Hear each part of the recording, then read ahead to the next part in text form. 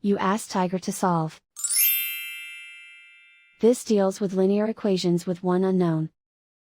The final result is y equals 4. Let's solve it step by step. Group all y terms on the left side of the equation. Subtract 2y from both sides. Group like terms. Simplify the arithmetic. Group like terms.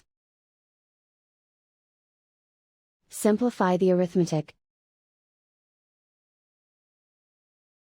Group all constants on the right side of the equation.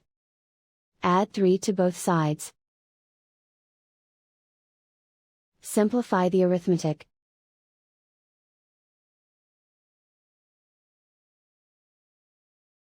Isolate the y.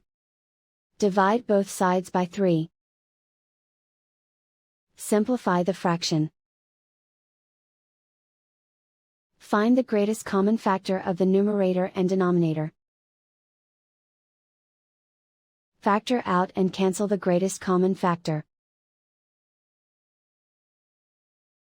And so the final result is y equals 4.